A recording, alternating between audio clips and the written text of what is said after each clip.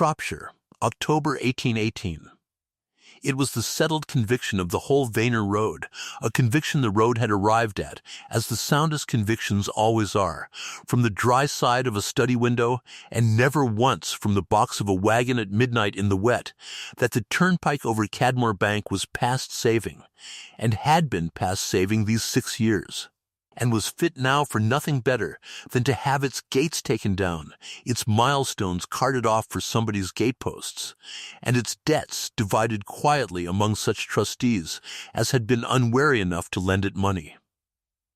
The road climbed out of Harlingford by a long soft pull over the Cadmoor, a black peaty rise of moss and standing spring water, where the way had been laid, in some economical hour, upon no foundation any honest maker would own, and in wet weather it went to a slough that took a laden wagon to the axle, and in the frost it heaved, and in the thaw it swam, so that the mail coaches and the fly wagons and the wool that should have paid for it had one by one forsaken it for the longer, drier road round by Ledwyche, until the gates on the Cadmoor took less than a month than a single busy day in the Falcon Yard below.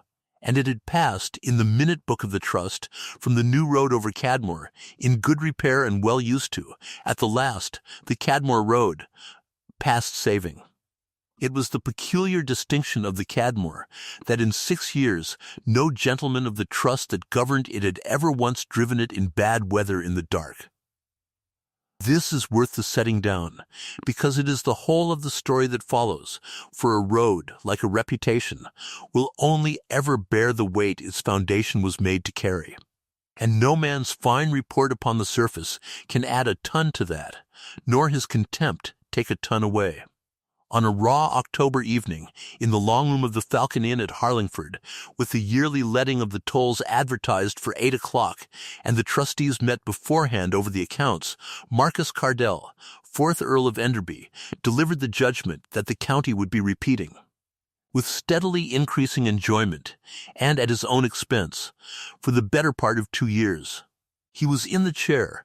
The trust had come to him with the earldom, along with an encumbered estate, and a great many opinions he had formed in town upon the science of roads and tolls, and the proper conduct of public credit.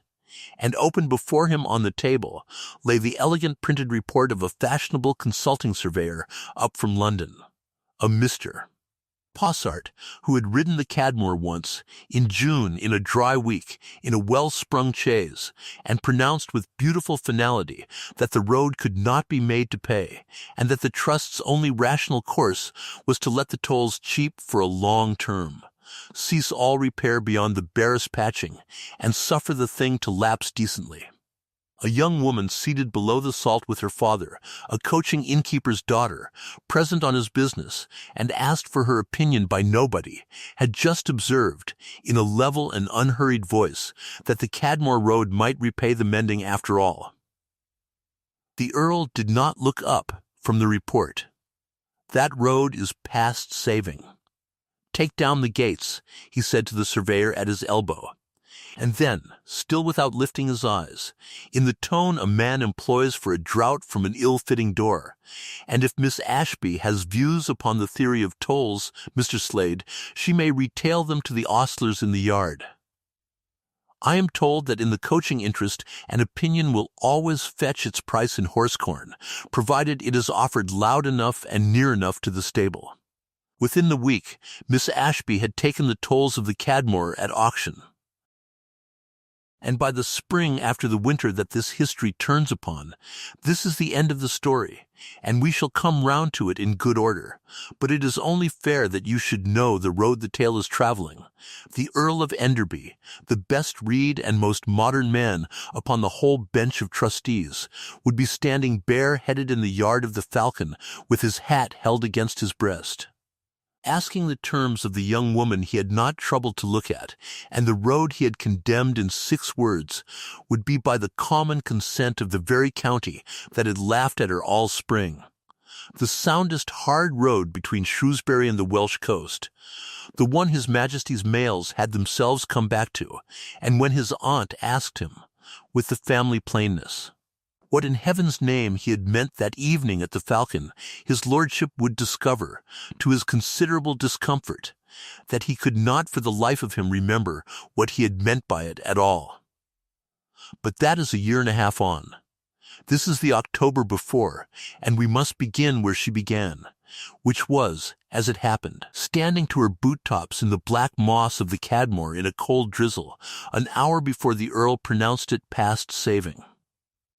Grace Ashby, Gracie to nobody, for she had never once invited it, Miss Ashby to the town, and Ashby's girl to such persons as felt her existence wanted a syllable of apology, was 27 years old, the only surviving child of Thomas Ashby of Harlingford, innkeeper and common carrier, proprietor of the Falcon, and master of the 6 broad-wheeled stage wagons that carried the district's wool and cheese and ironmongery down to Shrewsbury and up toward the coast.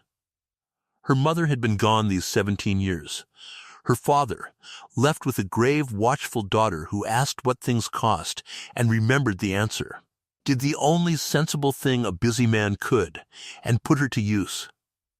She had kept the Falcon's books and the carrying firm's waybills since she was 18.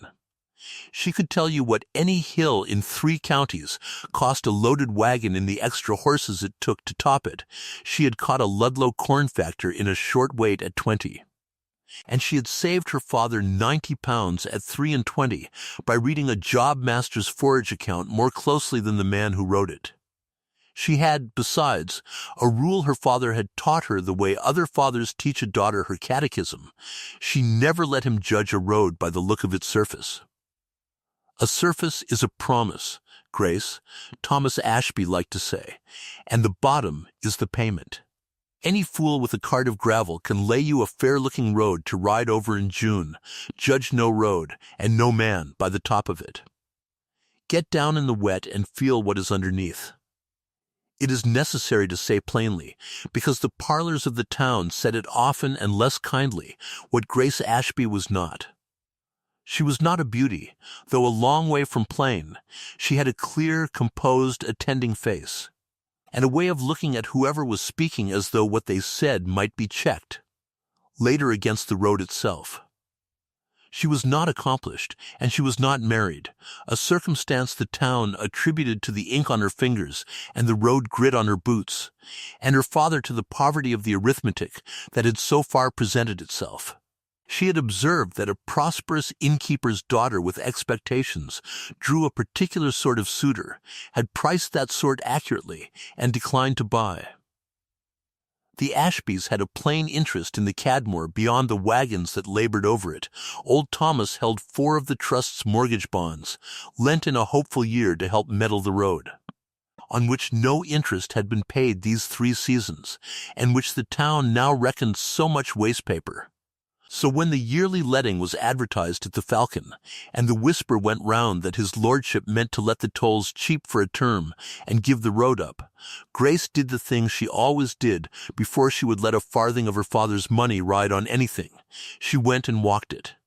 She went up the Cadmoor in the drizzle of that October afternoon with her oldest boots on and a wagon driver's opinion of the weather. And she came down again with her hem black to the knee and her mind entirely made up. And between the going up and the coming down lies the whole honest half of this story.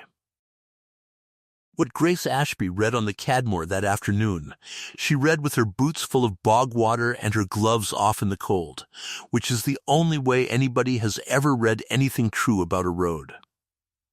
She read, first, that the road was not past saving, but starved, and a starved road and a lost one are as different as a hungry horse and a foundered one, to anybody who troubles to feel down the leg. The surface was a horror, yes, a skin of round, soft pit gravel and cinder rolled thin over the moss that bore nothing and shed no water and went to porridge under the first wheel. But round gravel never binds and never will, and any maker worth his gauge knew it. The fault was not the Cadmoor's. It was in the cheap round stone some sparing hand had ordered in place of good hard broken quarry stone, and in the man who had let it be laid. She got down off the sound verge into the slough itself and pushed her heel through the porridge to what lay under, and under the ruin. A foot down, she found the old-made bottom of the road, sound and true, cambered by some long-departed maker who had known his fall of water to the inch. A foundation waiting under 6 years of neglect for somebody to scrape the rubbish off it and lay it a right coat of stone.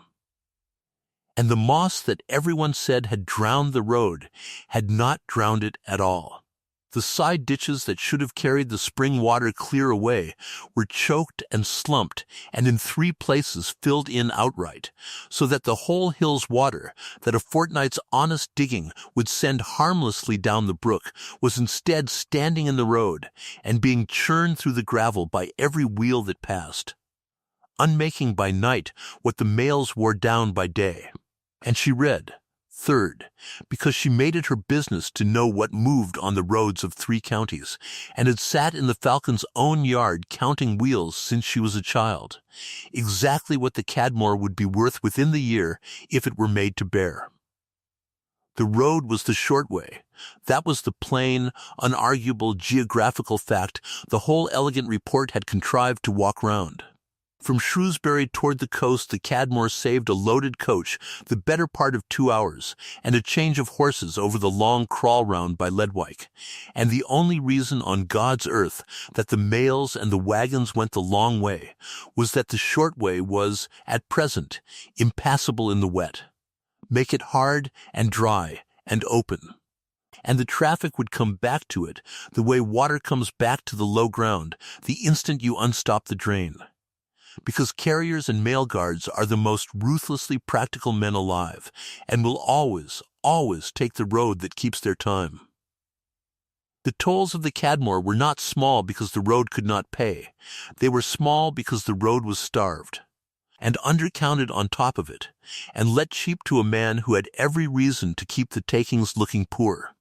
There, wasting itself under a skin of the wrong stone above a sound old bottom, was one of the best short lines in the county, offered that very evening for the price of a decent gig, because the man who owned the letting of it had never once climbed the hill in the wet to feel whether it had a bottom.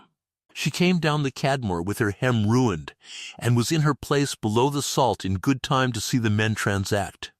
She heard Mr. Slade, the Trust's resident surveyor and treasurer both, a plausible, dry, careful man of 45, who had contrived to make himself the only person in the room who knew where the road's money actually went, read out the accounts in the flat, confidential voice of a man laying a foregone conclusion before gentlemen too busy to check it, and she watched the Earl of Enderby, with the London report open at his elbow, and his mind visibly 3 moves ahead upon some larger question of public credit, nod the road toward its grave. It was when Mr. Slade came to the recommendation that the tolls be let for a term of 7 years at the old low rent to a Mr. Prynne, who had farmed them cheap this good while, and could be relied upon to ask nothing and mend nothing, that Grace Ashby, who had not been going to speak, and who was never afterward able to decide whether it had been judgment or simple bookkeeping, the plain discomfort of watching a sound thing valued as rubbish, found that she had spoken. "I would not let it go, my lord," she said, "or not at that rent, and not to be given up. The bottom is sound under the gravel, the moss wants draining and not abandoning. The stone that failed was round pit gravel, where it should have been hard broken stone, which is the whole reason the road went, and no fault in the line of it. And the line is the short line. Make the Cadmoor hard, and it will carry the mails again within the year. For it saves them 2 hours and a change over Ledwyche, and a mail guard will always take the road that keeps his time. The tolls are not small because the road cannot pay, my lord. They are small because the road has never yet been made, and undercounted besides. It is not a road past saving. It is a road that no one has troubled to drive in the wet." The room was quiet for a moment, in the way a room goes quiet when something has happened outside the order of business. Mr. Slade looked at his accounts. Sir Anthony Frere, a florid neighboring baronet with a laugh like a coach going over a cattle grid, looked at the ceiling, hugely diverted. Thomas Ashby looked at his own boots, because he knew his daughter, and knew that the only question now remaining was how dearly the next half-minute would be managed. And the Earl of Enderby finished the sentence he was reading before he answered. This was noticed, and repeated for months, and what he said to his surveyor, as though the bench where Miss Ashby sat had been an empty one. The reader has heard it already. It was 6 words about the road, and a pleasantry about the price of opinions in a stable yard, and it was delivered without heat, without malice, and without one glance at the young woman, whose hem was still black with the mud of the very moss in question, which was, in its way, the completest dismissal a man of his rank had to give, since even contempt is a kind of notice. And he had not paid her so much as that. Grace inclined her head. Nobody could ever afterwards say the inclination had been anything but correct, and gathered her gloves. Then the road is disposed of, she said pleasantly, to nobody in particular. Papa, I shall step down and see the letting through. Do not hurry your business on my account. The letting of the tolls was cried at 8, in the yard, by candle-lantern, in the old way, the auctioneer to keep on offering, while an inch of tallow burned, and the gate to fall to whoever bid highest as the flame went out. Mr. Prynne, the sitting farmer, opened where he always opened, at the low round figure Mr. Slade had taught the trust to expect, and folded his arms in the certainty of a man who has bought the same thing cheap for years, and has been given no reason to suppose the arrangement disturbed. And then Miss Ashby, from the edge of the lantern light, in the level voice she used for pricing wool, bid very nearly double, and the yard, which had come out to see a road buried, stayed to see something a good deal rarer, which is a settled arrangement broken in public by a person nobody had counted. Prynne, startled, crept up a little, glancing at Slade. Slade's face did a thing that Grace filed and said nothing about, and when Prynne would go no higher, and the tallow guttered, the gate of the Cadmoor fell, to the astonishment of the yard, the visible discomposure of the surveyor, and the private stupefaction of her own father, to Miss Grace Ashby of the Falcon, for 1 year certain, at a rent that made the whole trust sit up, as it had not sat up in 6 years, paid down in her own name, with her own money, before the candle was cold. "You have paid twice what the thing has ever fetched," said Sir Anthony Frere, delighted, at her elbow. For the privilege of collecting a toll nobody stops to pay. On a road nobody can travel. I give you joy of it, Miss Ashby. It is the boldest bad bargain I have seen struck in that yard in 20 years. "It is the only bargain in that yard tonight, Sir Anthony," said Grace, "where the buyer had walked the goods and the seller had not. I have generally found that a comfortable side of a table to sit on." And she went in out of the cold to find Mr. Yelverton misty. Yelverton, attorney of Harlingford, had done the Ashbys' business for 20 years, and had long since given up being surprised by either of them. But when Miss Ashby, coming in from the yard with a ruined him and a perfectly serene countenance, instructed him not only to draw the toll lease in her own name, and no other, but to go quietly about the county in the next fortnight, and buy up, at whatever discount their despairing holders would take, as many of the trust's dishonored mortgage bonds as he could lay hands on, he permitted himself to set down his pen. "The bonds, Miss Ashby. The trust's own paper, that the whole county holds to be waste. The whole county holds the road to be waste too, Mr. Yelverton, and I have just given nearly double for a year of it. The bonds carry a right to the trust's books and a claim on its tolls, and they are to be had this month for a few shillings in the pound, because no one believes the tolls will ever pay them. I mean to make the tolls pay them. I should like to hold the paper when I do, and I should like, when the day comes that somebody troubles to open this trust's accounts properly, to have every right in law to be in the room." She drew off her gloves and sat.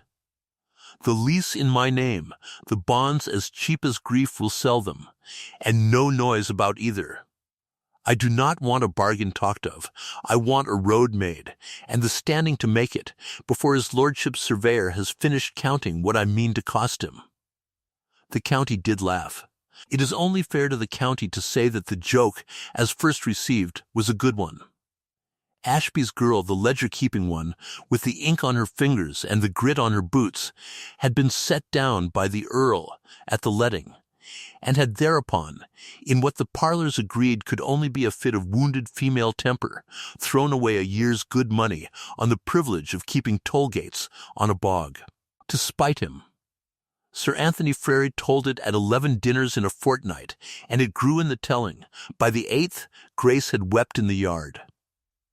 But Lady Selina Cardell, the Earl's own aunt, a sharp, upright, indestructible old woman of near 70, who had buried a diplomat husband and had since posted more miles about the kingdom than any man on her nephew's bench, and who judged every road she traveled by the state of her own bones at the end of it, heard the story twice and delivered, over her nephew's own dinner table, the first dissenting verdict in the county. Wept? That young woman would no more weep in a stable yard than she would overturn her own coach for the exercise. Depend upon it, Marcus, she has driven that road, and you have not. Girls of that sort do not throw money into bogs. They fill the bog first. Grace took possession of the gates on quarter day, and the Cadmoor learned, for the first time in 6 years, what it was to be attended to. She did what she had watched done, and costed done, on every well-found road her wagons travelled, and what any of the gentlemen who laughed at her might have done any year of the last 6, had they thought a starved road worth the climb. She sought out old Silas Weir, a master road-maker of the Vaynerside, who had made hard roads the new way, broken stone, well-drained, laid in courses and left to knit under the traffic, and who had been turned off the Cadmoor years before, when Mr. Slade put in a cheaper man with a cheaper cart of gravel. She found him at 63 in a cottage garden, eating his heart out over other men's ruined roads, and she gave him back his hill. She hired the diggers of the Cadmoor hamlet at the fair day wage, which made her briefly the most popular purchaser in the parish, the Earl not excepted, and she set them, in the drying weather, to the ditches first. Always the ditches first, old Weir said, for a road is 9/10 drainage, and the other 10th is keeping the water off it, to open and deepen and stone the side drains until the standing water of the whole hillside ran off the road and down to the brook where it belonged, and the moss, unwatered, began for the first time in a decade to firm. She was up on the Cadmoor 4 days in the week, which was the county's second joke at her expense, and the last it enjoyed in any comfort. Miss Ashby on the bank in pattens with a rule and an iron ring, standing over a gang of stonebreakers while the diggers cut her ditches, was held to be a spectacle, and 1 or 2 carriages went round by Ledwyche on purpose, and came back the same way to carry home a faithful account of it. What the carriages could not see, because it looked like mud and broken rock, was that the Cadmoor was answering. For the surface, Grace bought hard grey quarry stone by the wagon load, and she would have it broken small, no piece bigger than would pass, freely, through a plain iron ring she carried on a cord at her wrist, the old road-maker's gauge, that the stone might key and bind and bear, instead of rolling and grinding. And she stood over the breaking herself, and would take no stone that would not go through the ring, to the deep disgust of 2 men who had broken stone for Mr. Slade for years, and had never before been asked to make it small enough to be of any use. If it will not pass the ring, she told them, holding a great useless lump up against the little circle of iron, until the thing was plain even to a man who did not wish to see it, it will not bear a mail coach. It will only sit up under the wheel and work loose and start the whole road going again. Small and hard and clean, and laid on a dry bottom, or we are only laying next winter's slow. Break it to the ring. The first true course they laid on the scraped-out crown of the worst pitch of the Cadmoor in the dry of that summer, and old Silas Weir, spreading the small keyed stone and setting the camber to shed the rain, wept over it, which he would afterward deny.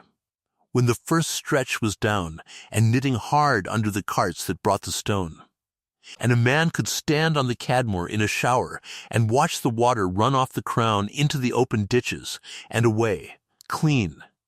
Instead of standing and souring in the wheel ruts, the old men of the hamlet came out to the road to look, the way men come out to see a long dry pump run water again. Weir took up the first broken stone that had passed the ring and laid on the first true course, a hard, angular grey chip no bigger than a hen's egg, and turned it in his cracked old hand and gave it to her. "Miss," he said, with the solemnity of a man giving evidence at an assize, "I have made and mended roads on this side of the county 50 year, and I did not think to lay a course of honest keyed stone on the Cadmoor again before I gave over. That will bear. Drain it and crown it and coat it right, and it will carry anything the king has got, in any weather he has got, and keep its time doing it. You could bring the mail back over this hill." Grace kept that stone.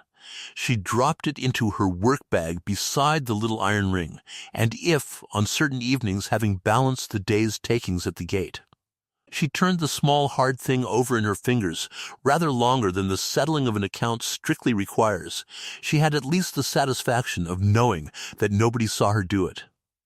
Because goodwill is the cheapest thing a person of business ever buys, and the dearest to run short of, the first sound length of new road she made carried, at its foot, a thing the Cadmoor hamlet had wanted for a generation, a paved and drained footway along the worst of the pitch, and a mended walled watering place where the hill's clean spring, that Slade's choked ditches had spread into a bog across the road, was gathered instead into a stone trough for the beasts and a clear draw for the cottagers, whose own poor spring had failed them every dry summer within living memory.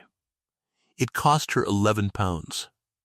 It was worth, in the reckoning of the parish, a great deal more than the tolls had ever been, and when the curate of the Cadmoor gave out one Sunday a plain sermon upon the man who fell among thieves on the road, and the priest and the Levite who passed by on the other side, and the one who troubled to stop and spared nobody's blushes in the application of it, the Earl of Enderby was in his pew at the head of the aisle, and was observed to sit through the passage with the perfect stillness of a man declining to notice that a sermon has been addressed, and forwarded, and left at his own door. The road answered in full that autumn, and it answered as such things do in the one currency that could not be argued with, time.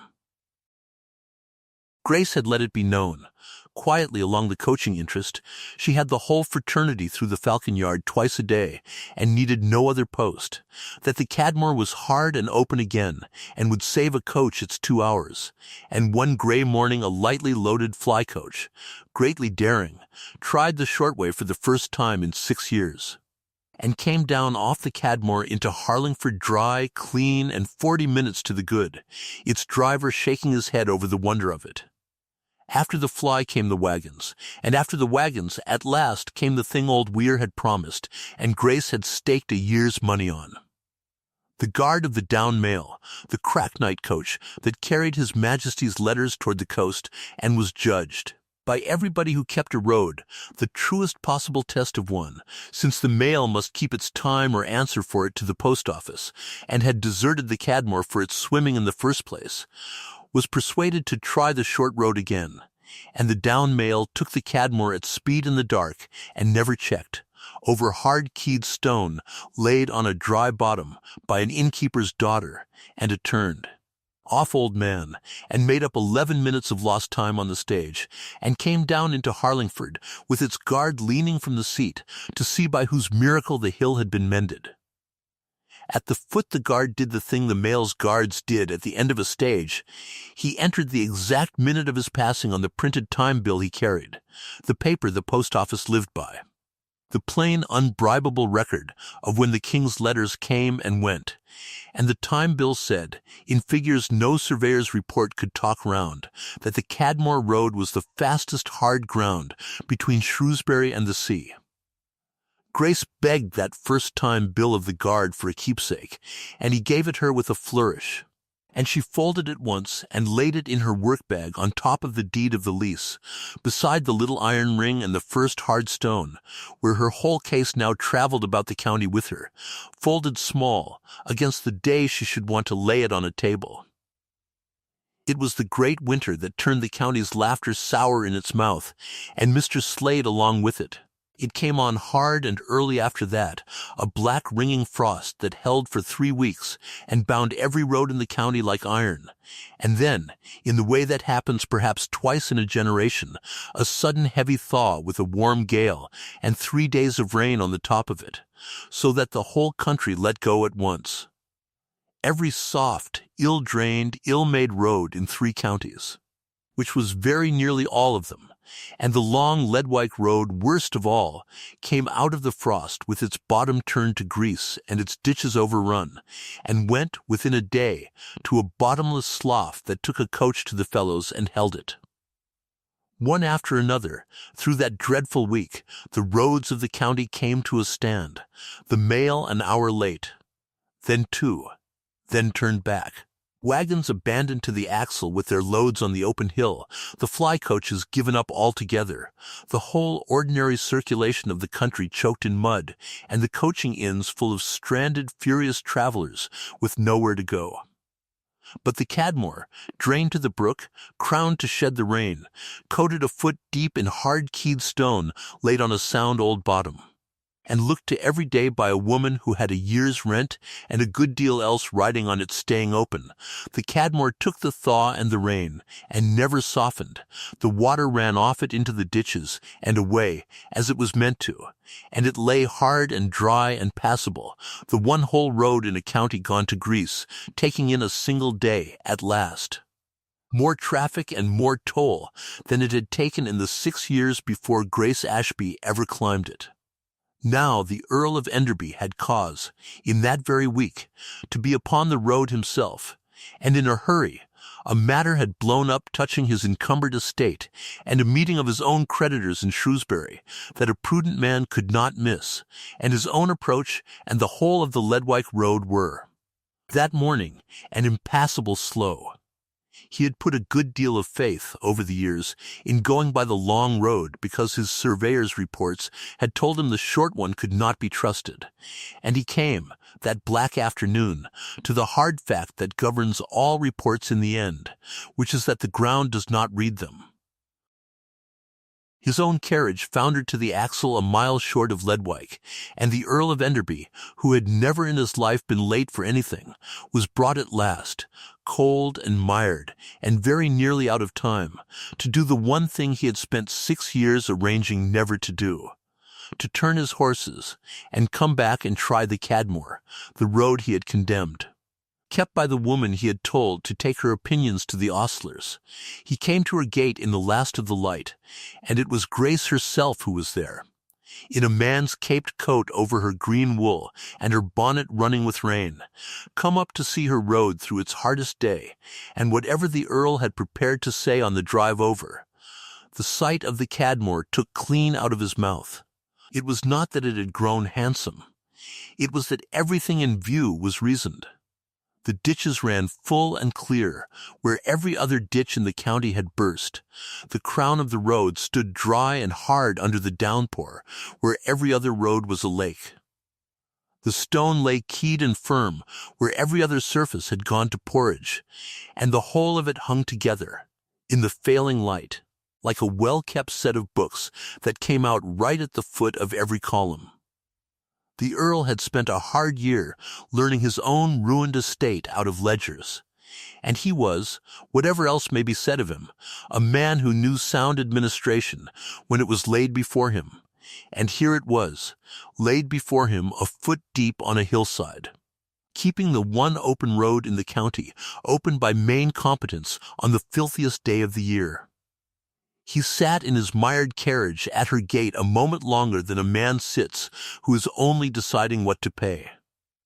"You will want the toll, I suppose," he said, and it did not come out as he had meant it, which was to have been cool, and came out instead, only tired. "I will want the toll, my lord," said Grace, "the same as I want it of the carrier behind you and the drover in front, for the gate does not know one wheel from another, and that is rather the use of a gate. 6 pence for the 4 horses." She took his 6 pence in her wet bare hand, and gave him back his change, and a ticket that would pass him the lower gate free. Exactly as the printed board of charges required, and not a farthing over, though the whole county knew what his need was worth that afternoon, and a harder keeper might have named a harder figure. And then, because the light was going, and the ford below the second gate was a bad crossing in a spate, and she was not a woman who would let even the Earl of Enderby drive it blind to spite him. She did a further thing. She took a horn lantern off the toll-house wall, and had her gatekeeper's boy set to lead his lordship's leader over the ford, by the hard line she had stoned herself that summer, and she handed the Earl up the lantern with her own ungloved hand, which was, though neither of them remarked it then or ever, the first thing that had passed directly between their 2 hands. "Keep to the left of the white post at the ford, my lord," she said. "It is stoned hard there for 2 lengths. The old line to the right is where the water takes them. You have a bad 5 miles yet, but they are all made ground now, every yard of them, and they will carry you." Which, she added, not quite able to help herself, and perfectly composedly, is more than could be said for them in June, when the road was past saving. The Earl of Enderby looked at her for what was, for him, a long moment, and then he did a thing he had not done to her, or perhaps to anybody, in a year. He took off his hat to her in the rain. "I believe, Miss Ashby," he said, "that I have been driving the wrong road." And he went on over her hard ford by her lantern light, and made his creditors' meeting with 4 minutes to spare, and it was noticed at the lower gate, where his passing was noted as all his passings were, that his lordship drove the first mile up the far hill at a walk, with the lantern on the seat beside him, and his eyes on the middle distance, like a man carrying home a long sum, and being very careful not to spill it.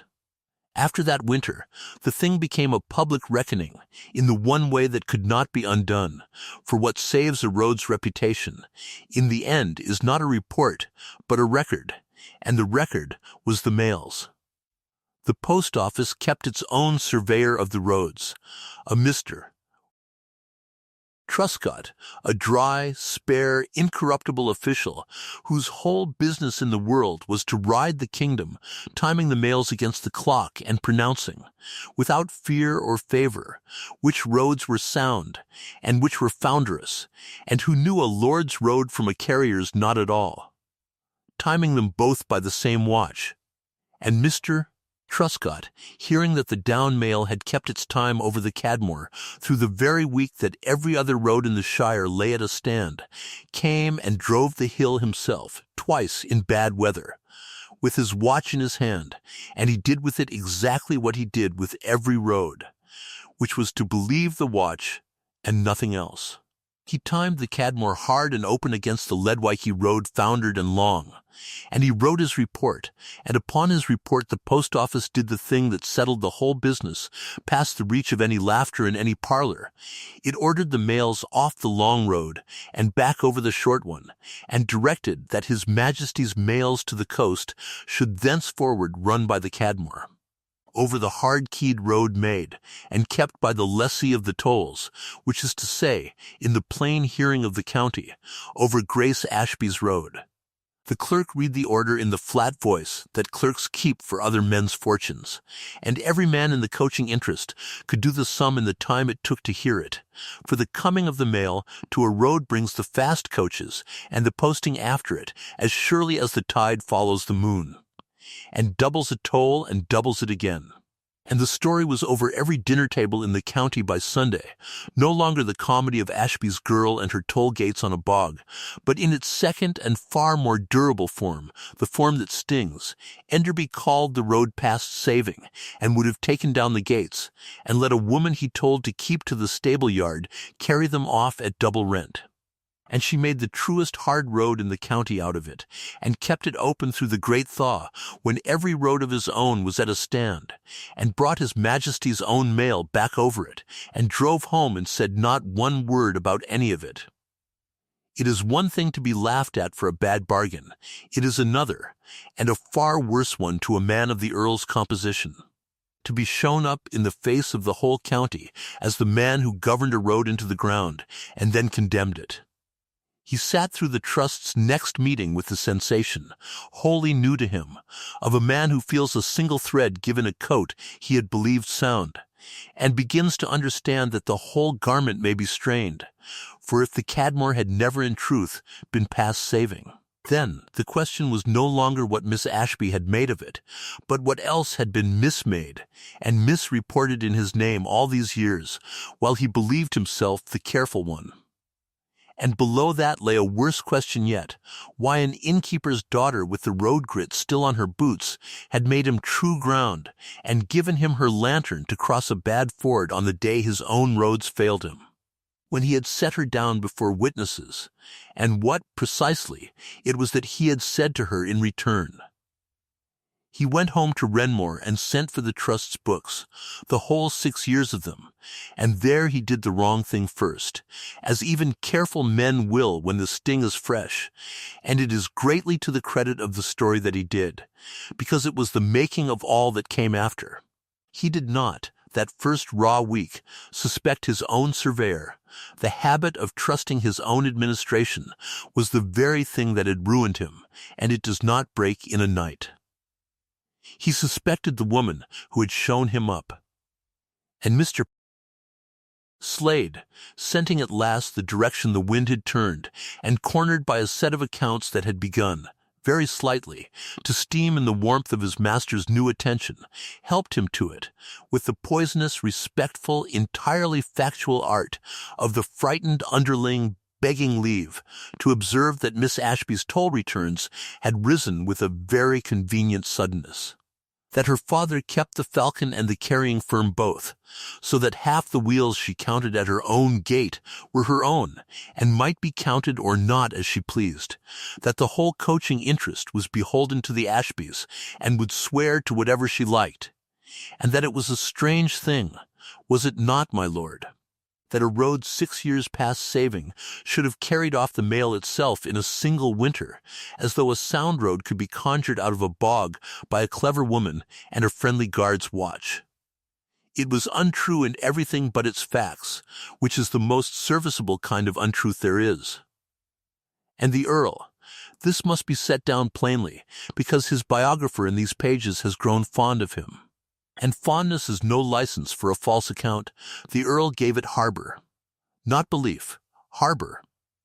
It offered him the one thing he had wanted since the mail was rerouted, a version of the winter in which he had not been careless and cheated in his own trust, but merely outmaneuvered by a sharper hand, a version in which the innkeeper's daughter had not made truer ground than his surveyor, but had merely cooked her counts and cultivated the guards. A careful man shown up before the whole county will pay almost any price for such a version, and the price the Earl paid was this: at the Trust's audit meeting in the new year, before the accounts were opened, with Slade's insinuations squared in his mind, if not yet on paper, he had Miss Ashby, who attended now as a bondholder in her own right, and as the Trust's largest single source of revenue, asked to remain when the lesser business was done, and he stood at the head of the long table in the Falcon's own room, and after the civilities, which were exact, he said, in the level administrative voice in which he had once disposed of a road, because it was still, God help him, the only voice he had been taught for the moments that counted. Before we come to the figures, Miss Ashby, a question of business. Your toll returns since the mail was granted. You have risen very steeply, more steeply, I am given to understand, than the mere rerouting would explain. Your father holds the coaching and the carrying of this town in one hand, and it has been represented to me that a great part of the traffic you return at your own gate is traffic of your own, counted at your own discretion. I should be glad to know whether the Cadmoor Road truly carries what your books say it carries, or whether a gate in the right hands will always return a handsome figure, when the hand that keeps it and the hand that counts the wheels are the same. There was a silence of the particular kind that Grace Ashby had spent her whole grown life being too sensible to make, and then she did not make it any longer. She set her folder of schedules on the table, unhurried, and she opened her work-bag, and she laid out upon the trust's own table, in a squared row, setting each item straight with a single fingertip as she put it down. The whole of her answer. The daily toll sheets of the Cadmoor Gate since Lady Day, kept and signed by her gatekeeper and countersigned by her, wheel by wheel and beast by beast. Her father's waybills and the Falcon's postbook beside them, showing which of that traffic was Ashby traffic and which was not, so that any man who cared to might strike out every wheel of her own and find the Cadmoor's honest figure still stood higher than the trust had seen in a decade. Old Silas Weir's measured accounts of stone got, broken and laid, against the yardage of road made, that any surveyor might check on the ground with a rule. A sheaf of the mail's own printed time bills, stage after stage, stamped by the guards with the king's letters as their witness, showing the down mail and the up keeping their time over the Cadmoor in all weathers, the plainest unbought testimony in the kingdom that the road was sound. And last, folded once as she folded everything, the first of all those time bills, the one from the grey morning the down mail, first tried the mended hill and made up its 11 minutes, that she had begged of the guard and never parted with. And beside the papers she set down two small things from the bottom of the bag, a plain iron ring, and a single hard grey stone that passed clean through it when she tipped it. Strike out every Ashby wheel on those sheets, my lord, with your own pen. I have left you room in the margin, she said. The figure that is left is the road's, and it is more than your trust has taken in 6 years, and it did not come from cooking account. It came from the stone in your hand that passes the ring, laid on a bottom that sheds its water. The mail was not conjured, it was earned, over hard ground, on the guard's own watches, which you may see stamped there in a row, and the post office does not reroute the king's letters to oblige a clever woman, it reroutes them to keep its time. And it kept its time on my road when it could not keep it on yours. You ask whether the hand that keeps the gate and the hand that counts the wheels being the same must mean a false count. That is the very thing your own surveyor has done to you these 6 years, my lord, from both hands at once, kept your road and counted your tolls, and bought your stone and reported your accounts. All of them, alone, with no man set to check him, and it has been found out, not because I am clever, but because a road cannot lie for long. It is the one thing in this trade that will always, in the end, be driven in the wet by somebody, and answer for itself under the wheel. She gathered nothing up. She left the rows squared on the table, which was its own sentence.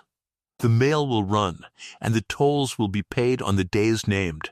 My contracts take no offense, whatever I may.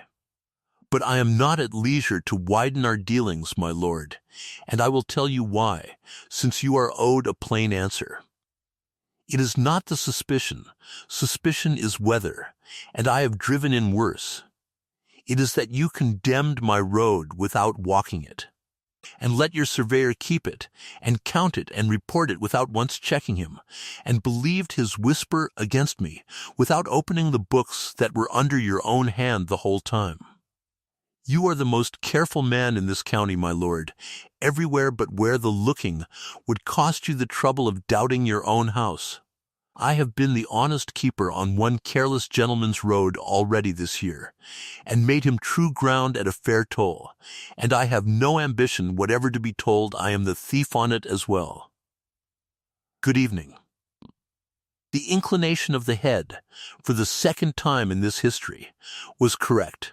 Then she was gone, and the Earl of Enderby stood alone at the head of the long table, with a squared row of toll sheets and stamped time bills, and a little iron ring laid down before him, like a hand turned face up, and his surveyor's clever whisper curling somewhere in his mind, already going the color of a thing that has been believed too long in the dark, and brought out at last into the day. There are men who so answered, summon their dignity, which is to say their servants, and have the papers swept up and the matter closed. What the Earl of Enderby did instead was the thing that saved him, and it is the reason this story consents to end as it does. He sat down at the table she had left, and read every sheet in the row, and struck out with his own pen, wheel by wheel, every Ashby coach and Ashby wagon on the toll counts, exactly as she had dared him to, and the road's own figures stood up out of the page when he had done, honest and high and undeniable, and told him in his own hand what her voice had. And then he sent, not for his dignity, but for Mr. Pynsent, the trust's aged and honest clerk, whom Slade had kept these 6 years as far from the real books as could be contrived, and for the whole of the surveyor's accounts, the stone bills and the letting books, and the repair vouchers, back to his father's day. For 11 days, while the mail ran the Cadmoor, and the tolls came in and were entered by a clerk who found the Earl's own handwriting suddenly all through the trust's books, his lordship conducted upon his own trust the audit he had been so very ready to conduct upon a woman who owed him nothing. He drove the Cadmoor himself, at last, at night, in the rain, twice, with a lantern, and got down off the box and pushed his own heel through what surface Slade had left on the unmade far end, and felt the round loose gravel shift under it, and he matched the stone Slade had charged for against the stone that was on the ground. And he set the tolls Slade had returned to the trust against the tolls the road plainly took, and he read at last, in the letting book, the long cheap lease to Prynne, and the whole quiet machinery of it. And the accounts came up short against the truth, the way round gravel comes up short against a mail coach. At the end of the 11 days, the Earl sat one long night, with the whole of it ruled into 2 columns in his own exact hand, and the columns said what columns always say, without manners and without mercy, that the road had never once been past saving, that it had been mismade with cheap round stone, charged as hard, starved of its drainage, undercounted in every return, and let cheap year on year to a crony, so that the money of a sound road had gone quietly these 6 years into 2 men's pockets, while the road itself was reported into its grave to cover the theft. The rot was his own house's, and the one person in the county who had made him true ground, and sold him honest passage, and told him so to his face, had been repaid, for her honesty, with the accusation of the precise crime his own surveyor was that moment being convicted of in the Earl's own writing. Mr. Slade's connection with the trust was ended by the next morning, with a reckoning exact to the shilling of what he had cost it, and a plain intimation that a prosecution waited only upon his lordship's pleasure. And the surveyor, who could count as well as the next frightened man, took his character and his silence, and was gone out of the county within the week, and Mr. Prynne's long cheap lease went with him. And on the evening after that, at Renmore, over the walnuts, the Earl of Enderby sat late with his aunt, Lady Selina, who had contrived to be staying in the house within a day of hearing how the audit meeting had ended. Her methods, as has been said, were never explained and never needed to be, and who mercifully waited until the servants were gone before she began. "Well, Marcus, you have turned off the man who told you what you wished to hear, which is the first sensible extravagance of your chairmanship. Now what do you propose to do about the young woman who told you what you did not?" "I imagine, aunt," said the Earl, "that you have the answer already drawn. I have had it drawn since the letting, but you could not have signed it then. You were too pleased with yourself. You have been told the whole of your life that you are the clever one, the modern one, the Earl who reads the reports his father never troubled to read. And you took such comfort in being right upon paper, Marcus, that you never once got down in the wet to find out whether the paper was right about the ground. That young woman has never yet told you a single thing you wish to hear. Do you know how rare that is to a man of your rank? Men of your rank pay fortunes to be flattered. You were handed a true report, free, at your own letting, by a person who had walked the goods, and you told her to take it to the ostlers. She cracked a walnut in her own hand and leveled the pick at him in a manner 3 counties would have recognized. I have posted every road in this kingdom for 40 years, and I will tell you the whole of what I know. There are 2 kinds of road. The kind a man believes, because the report is handsome, and the kind he has driven himself in the dark and the wet and knows will bear. The first will serve you in June. It is the second you want under you in the great thaw. And it is the same, exactly the same, with a wife. She will not come to you. She has walked out on you once, and she is the walking out kind, which, you may thank Providence on your knees, is the only kind worth the following. And you cannot buy her back. She has answered your one insult already, with a row of stamped time bills left squared on your own table. So there is nothing left to you but the one piece of business you have never in your life transacted with any living soul, to go down to her father's inn-yard on her ground, with no rank in your voice and no settlement in your pocket, and be measured against her, and treat. The Earl was quiet a long moment, turning his glass by the stem. With the look, she recorded it with satisfaction for 20 years, of a man pulling the last figure of a long sum and finding, this time, that it held. "You are mistaken in one particular, aunt," he said at last. "I did notice. In October, at the letting, when she gave me the 3 reasons and never raised her voice. I noticed, and it was inconvenient, and I entered it and passed on. That is what I have instead of blindness, madam, a filing system. It is the worst fault. A blind man cannot help what he fails to see." "No," said Lady Selina comfortably, "but a filing man can go back and open the drawer. Go down to the Falcon. Marcus the Mail runs the Cadmoor 3 years certain, and will want an honest road under it every night of them. And you have a trust to remake with her, and tolls to account to her, and a name to mend on her ground, and every last one of your excuses, I am delighted to say, is entirely commercial." He came to the Falcon in March, on a plain trust errand that he had.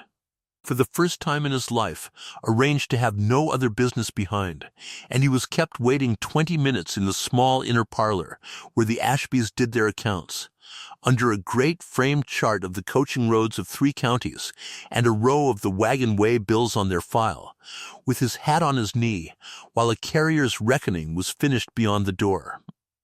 Because Grace Ashby was not a woman who would abridge one man's business for another man's rank.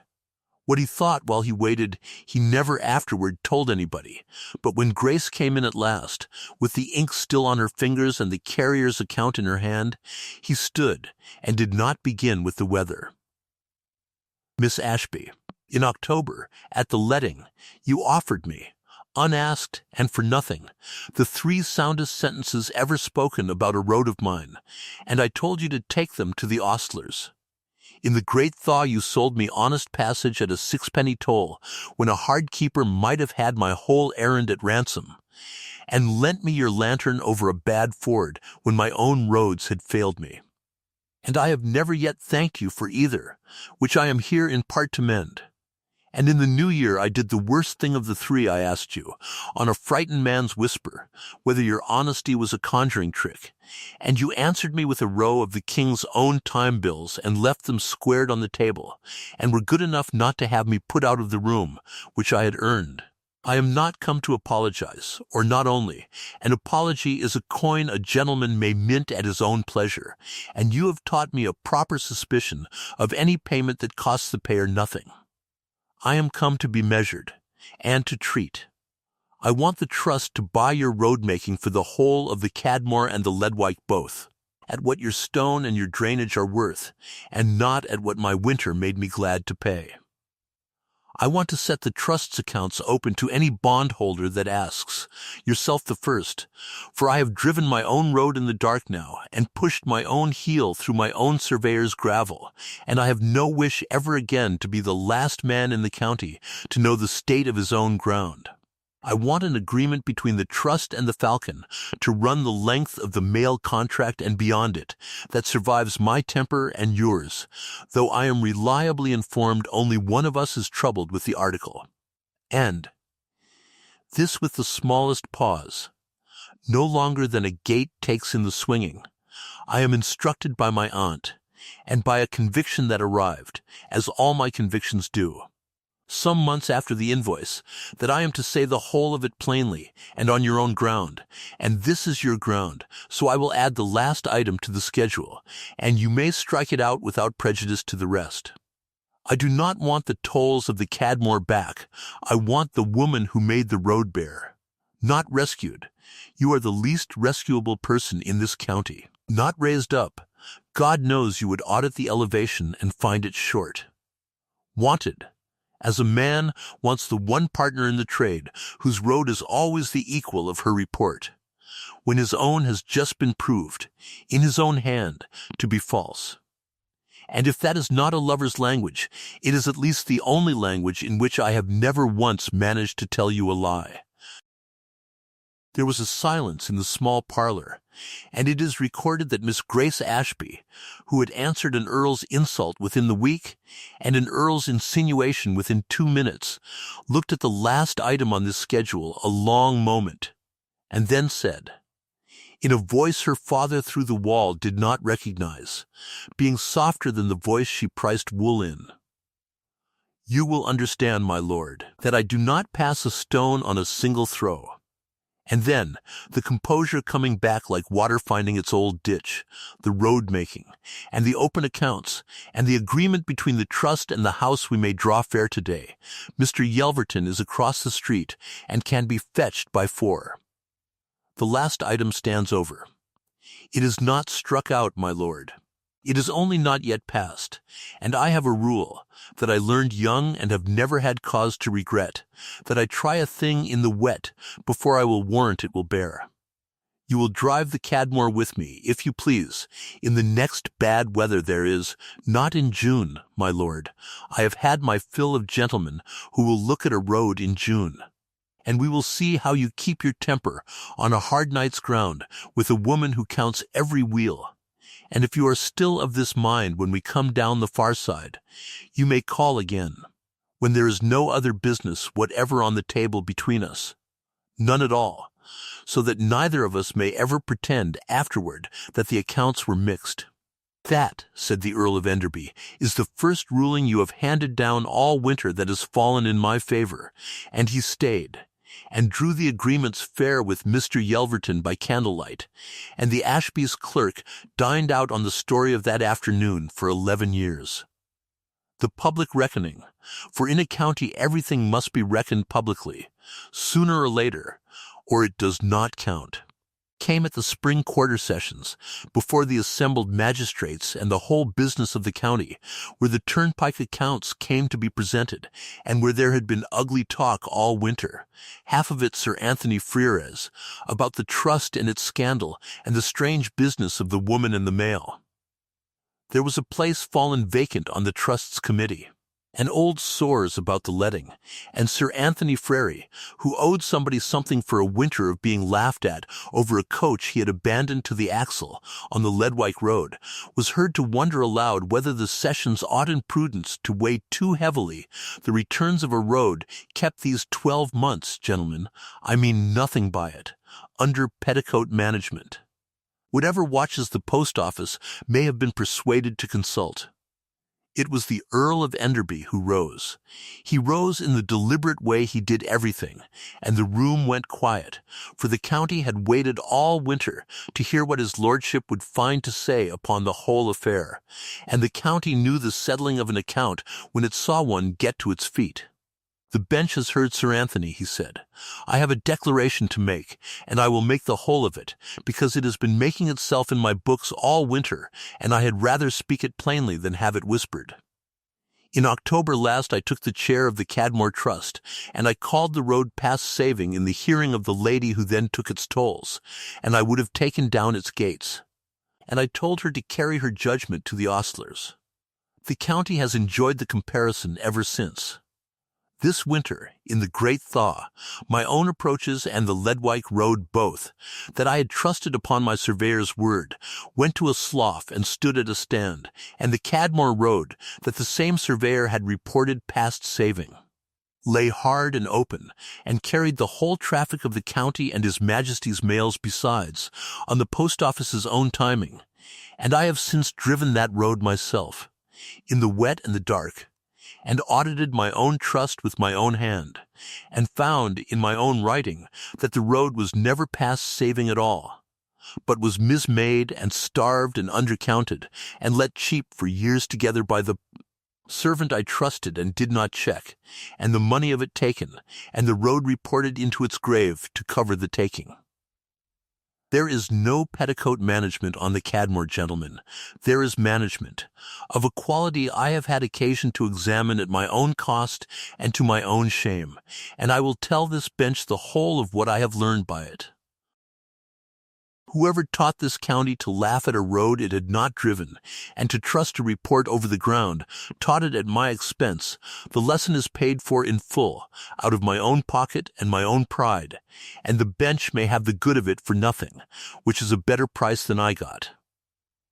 The sessions gave the Cadmoor its place on the committee without a division, and the county, which never apologizes, did the thing counties do instead, and began that very evening to remember that it had always said there was something remarkable in Ashby's girl, and Lady Selina, driving home from the sessions, remarked to her coachman, she had reached the time of life for remarking things to her coachman, that she had watched a great many gentlemen stand up in a county sessions in 40 years and give away money, but only the one stand up and give away the joke against himself, and that the county would find, on reflection, that the second was much the rarer coin, and her coachman, who had driven her over every road in the kingdom, said no doubt her ladyship knew best, and the horses agreed. He drove the Cadmoor with her a fortnight after, on as vile a night of wind and rain as the spring afforded, up over the hard crown and down the far side and back, with Grace counting the wheels they met by long habit and the Earl, to his own considerable surprise, keeping his temper and his seat and a good deal of his heart on ground that never once failed under them. And he called again.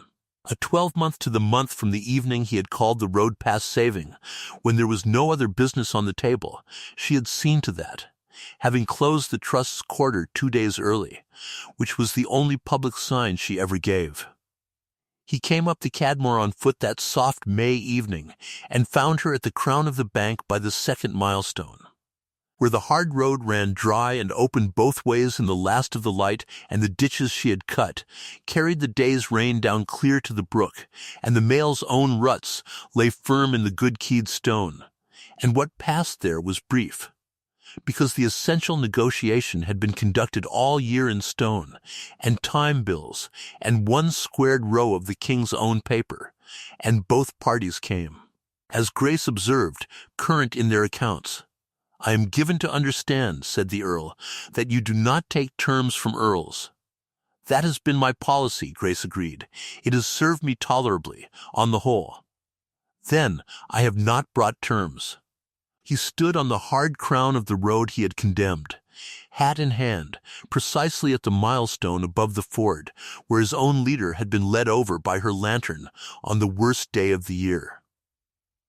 "I have brought a proposal of partnership, the 2 roads to be worked as one undertaking, and the trust's accounts open forever to any bondholder that asks, the tolls of the Cadmoor to remain, in law and in fact, entirely and only yours for so long as you will keep the road, because I have learned at last what it cost me not to know which things a man had better not try to take, Your father to have the carrying of the trust's stone for his wagons, and to dine at Renmore every Sunday of his life, and to bring his rule, and the whole arrangement to run, he considered, as a careful man does before he commits himself to a term of years, in perpetuity, renewable nightly, in all weathers. I am instructed by my aunt that I am also to mention love. I had intended to. It is the whole of the consideration, Miss Ashby. There is nothing else in the instrument. I have driven it now in the wet and the dark, twice, and got down, and felt the bottom of it, and it will bear. And Grace Ashby, who had walked the ground of every bargain she ever made, and driven every road before she would warrant it, looked at him a moment across the hard bright crown of the Cadmoor, with the level attending look he had once declined to meet, and found that, for the first time in her grown life, she had already driven this bargain, all year, in the wet, and knew exactly what lay under it, and what it would bear. She took the little iron gauge ring off the cord at her wrist, where it had hung the whole of that year of her life, and she turned it once in her fingers, and then she gave him her hand across it, ink and road dust and all. "Then we are agreed in principle, my lord," she said composedly, and what she added, when he had come round the milestone, and there was no more ground between them at all, the gatekeeper's boy at the lower gate, who happened just then to be very busy indeed with the lamp, has unanimously declined for 40 years to report. They were married in June, at the church under the Cadmoor, a year and some months from the October evening he had called her road past saving, and Sir Anthony Frere danced at the wedding. Because counties are like that, and Lady Selina cried, which she denied, and old Silas Weir gave the bride's health in a speech of 4 sentences he had plainly written and rewritten for a week. And Thomas Ashby, asked by a Shrewsbury cousin whether it were not a great match for an innkeeper's daughter, answered comfortably that he could not speak for the heralds, but that as a man of business he would say his lordship had bought at the top of a rising market, and would never see the price again, and drank to it. The road kept its name. She would never have it altered, and in time the name altered its own meaning, as names do when the ground beneath them is set right, until the Cadmoor road meant, from Shrewsbury to the sea, and wherever the mail carried word of it, the hardest, driest, best-kept hill in the county, the road that had stood open in the great thaw when every other lay at a stand, and the short line that kept its time. The Countess of Enderby kept her own toll books and her own waybills to the end of her life, and the road grit on her boots scandalized 3 generations of dinner tables, and her husband, who had once told her to take her opinions to the ostlers, was heard at those same tables whenever a scheme or a report or a fine sounding plan was laid before him. To ask first always, in the family voice his children learned to imitate lovingly behind his back, "But has anyone driven it in the wet?" 2 objects outlasted the principals, and are the proper end of this story. In the shallow drawer of her writing desk, folded once, neat as she folded everything, lay the first of the mail's time bills. The one the guard had stamped the grey morning the down coach first tried the mended hill, and made up its 11 minutes, with a slip pinned to the back of it in her own hand, recording what old Silas Weir had said over the first true course, that it would carry anything the king had got, in any weather he had got, and keep its time doing it. And on the library mantel at Renmore Park, between the porcelain and in some defiance of it, lay a plain circle of black iron, no bigger than a bracelet, and beside it a single hard grey stone, angular and small, no larger than would pass, and it did pass, for guests always tried it, clean through the ring, the first stone broken to the gauge and laid on the first sound course of the Cadmoor. Set there by the Earl himself, who was exact about everything, including this, and when guests asked, and guests always asked, he would take up the stone and drop it once through the ring, so that they heard it fall true, and give them the saying the county had long since worn smooth, and that you may have now for nothing, as she once gave him the 3 sentences at the letting, that a road. like a reputation, will only ever bear the weight its foundation was made to carry, and no man's fine report upon the surface can add a ton to that, nor his contempt take a ton away. Don't forget to like and subscribe, or at least leave a comment if you enjoyed the story.